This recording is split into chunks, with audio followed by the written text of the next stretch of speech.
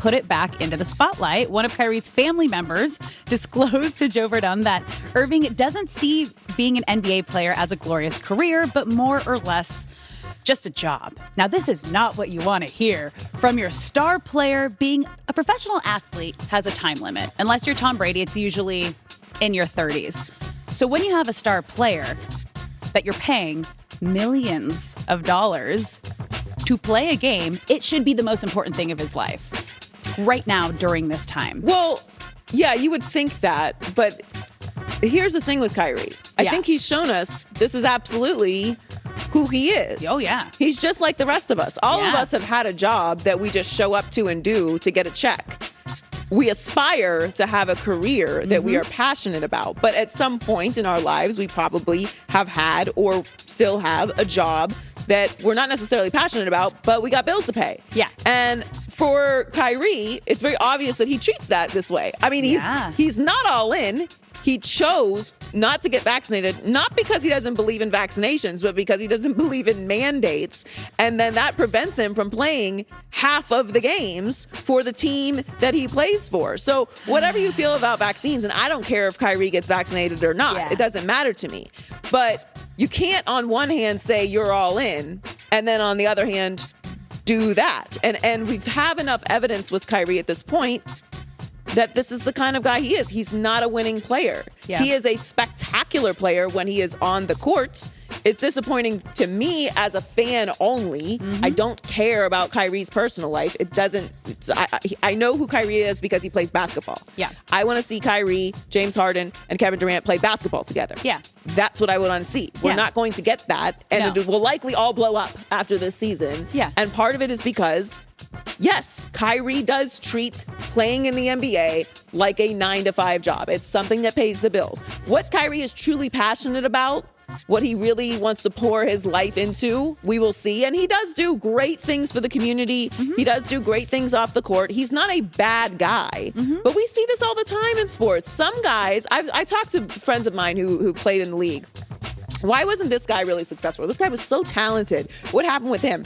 And often what I hear is, look, everybody doesn't want to be Michael Jordan. Everyone doesn't want to be Tom Brady. Everyone doesn't want to be the pinnacle of their sport. Some people are just happy just getting drafted and getting that quick bag, buying their mom a house and setting themselves up for their future. Like, this is just a vehicle for them to get ahead. It's not really something that they're particularly passionate about. They just happen to be talented enough to go pro. And to us, you know, mere mortals, we're like, what are you doing? You're squandering your opportunity. Like, everyone's passions are not the same. Yeah. So I don't necessarily judge Kyrie for that, in the sense that he is entitled to treat the league and this opportunity however it is he wants to.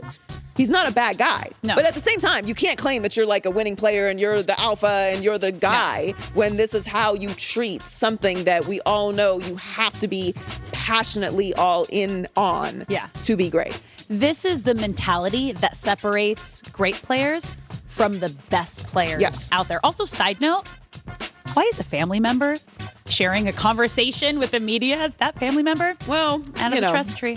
Well, I think that's kind of part of the thing, is that he was trying to find out who he can trust. I mean, look, it's not that outrageous though. It's not I don't even think it's an indictment of Kyrie. It's exactly what we see. It's exactly how he's carried his career. He wants certain things, but he's not willing to put in what it takes to get it. And now these are the results that you have. Now you know. And for this year, I think it's going to lead to the Nets' big three, which we've not even seen together, sadly, ending after the year. Yeah. That's Alex Curry with the news. Well, that's the news. On the news. This is the Herdline News. Well, Matthew Stafford has felt the pressure this offseason, winning his first playoff games of his career, and he said he understands that there's a different level of anticipation going into the Super Bowl. I think you treat it just like every other game when it gets to that day.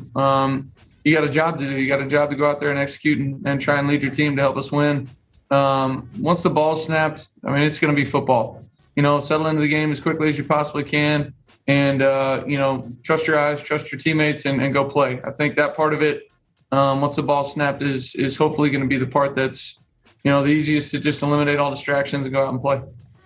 I'm of the mind of do whatever it takes for you to be the most comfortable and be at your best. And if that's downplaying a big situation, you go and do that. This is the biggest moment of his career. It's his first year with the team. He's taken him to the Super Bowl. I feel like a proud mom, too. Just like, you can do it. But this is big. Yeah, and it's interesting he says that because most players would say that have played in this game would say the same thing, that you need to treat it like the same game. But it is different. You're dealing with different media all week. You're dealing with different schedules all week. There is a different amount of pressure. And look, we're all human. We know you're playing in the Super Bowl and not a regular game. But you're absolutely right. And interestingly enough, Sean McVay, after his first Super Bowl loss to Bill Belichick, said that he was overprepared. Like he was overanalyzing every decision.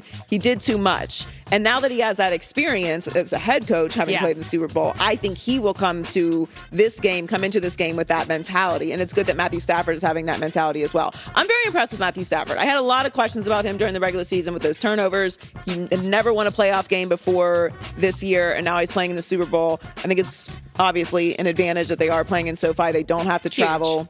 Huge advantage. They're not going to get caught up in all the LA stuff that's going on because they live here. Yeah. So I think it's great. I love that the Rams are in the Super Bowl, and I'm looking forward to seeing what Matthew Stafford does in this biggest moment. Oh, same. Like I said, I feel like a proud mom. No, you have to be happy for Matthew Stafford. Yeah. You have.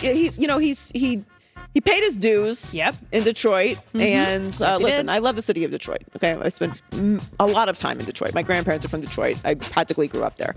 So it's not Detroit. I don't even like saying Detroit. Yeah. It's the Lions. Like, he spent time with the Lions, which is not a winning organization. Yeah. I like what Dan Campbell did this year. I know Lions fans were very excited to tell me all about how everything's changing after their 3-win season. But, he paid his dues, and now he's in a good situation. He earned it, and I'm excited to see him play. All right, well, let's stick with the Rams because they are in their second Super Bowl since relocating to Los Angeles 6 years ago. And COO Kevin Demoff thinks that the team can definitely compete with the other star franchises in the city. I absolutely believe that we can be at the level the Dodgers and the Lakers have been. You cannot get to be at the pinnacle of this market by having one great season. You get to the pinnacle of this market by having great season after great season, after great decade, after great decade. All you have to do in LA is win to get fans. I'm born and raised in LA. I jumped on the Rams bandwagon. I did not have a solid NFL team that I was a fan of growing up. I was a fan of players, but the big franchises we had here were the Lakers, the Dodgers, and USC football. And that's what you followed. I am so excited to finally have a team here that actually feels like they're going to stay here, especially with the Rams building that beautiful SoFi Stadium, getting to the Super Bowl for the second time since they've been here.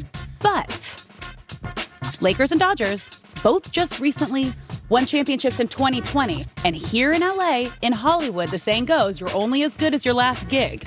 So this game is going to define the Rams for fans in LA. I want them to win. I'm going for them to win. I am jumping on that bandwagon. Rams, I am here for you, and I'm here to stay. Well, when you think about it, it's kind of laughable that a city the size of Los Angeles did not have a professional football team, and now we have two. And that's even more important for the Rams to win, because if you really want to take a stranglehold on this city and the fans in this city, you can steal even more equity from the Chargers, who are here as well, by winning the Super Bowl. I'm with you.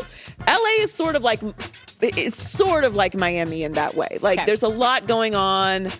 There's a lot to be distracted by. Yeah.